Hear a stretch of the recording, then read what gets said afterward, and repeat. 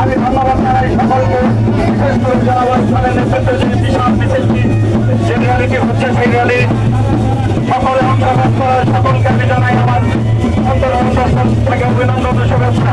সাভার পৌরসভা, সাভার থানা এবং আশুলিয়া থানা, বিএনপি, ছাত্রদল, যুবদল, স্বেচ্ছাসেবক দল সহ অন্যান্য সংগঠনের নেতৃবৃন্দ যারা আছেন সকলকে আমার সংগ্রামী অভিনন্দন ও শুভেচ্ছা।